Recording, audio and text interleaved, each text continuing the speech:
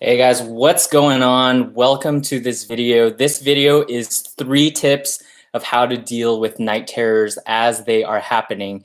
But if you're new here or if you're watching on the Read broadcast, my name is Jonathan, and I help new dads live their best version of themselves as new dads.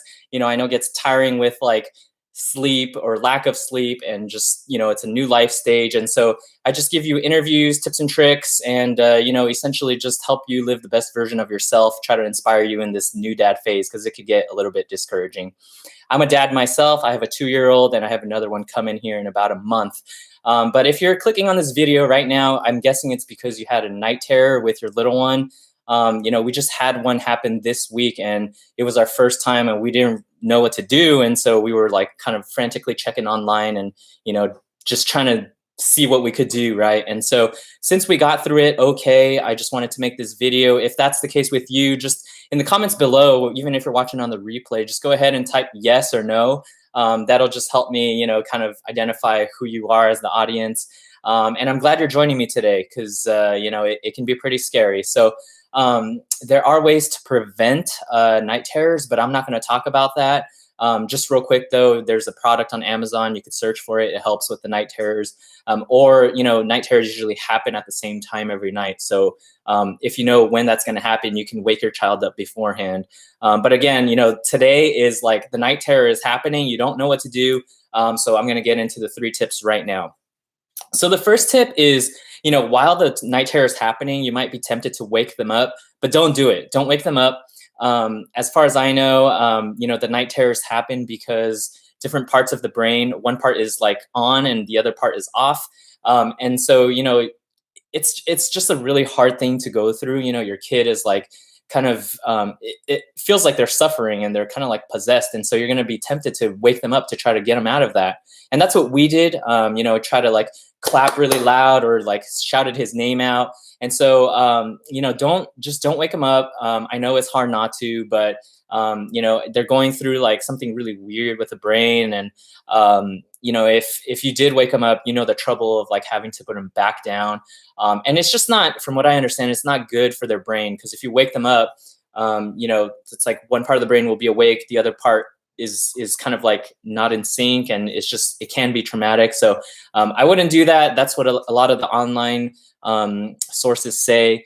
So if you're watching this live, just don't wake them up, write it out. And if you're watching on the Read broadcast, go ahead and comment below right now if you kind of experienced this, and what was it like, because definitely traumatic for us. And we're like, what the heck is going on? We don't know what this is. So tip number 2 is just be patient with it. Our night terror kind of episode happened from 11 at night to about 1 a.m. So it was almost 2 hours. And it was really tough because it looks like they're suffering, but they're not going to remember it as far as we've researched.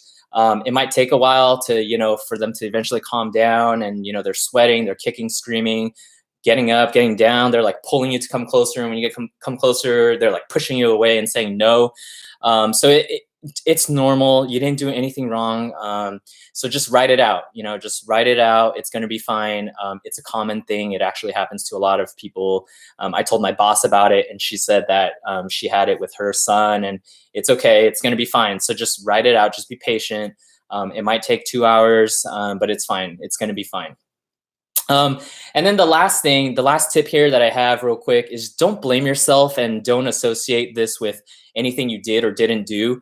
For us, it was, or for me, it was really tempting to be like, oh shoot, like we stress him out too much. Maybe he's doing this because, we sent him to school too early, and, he's having trauma over, like being abandoned and stuff like that. And maybe another thought was like, man, we're just being too hard on him, and we need to like let him express himself more and let him get his anger out more. Maybe like I felt like he was bottling emotions up, and that's how he like got him out. It's nothing like that. It has nothing to do with that. And so, it might be tempting to blame yourself for it.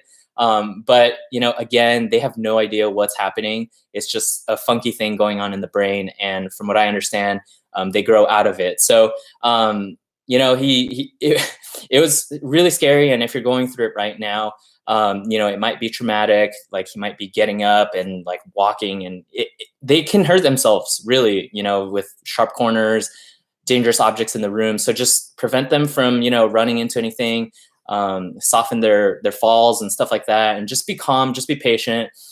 It'll end, and it's really easy to get flustered. I know we did, but it's not your fault. You're gonna get through it. All right.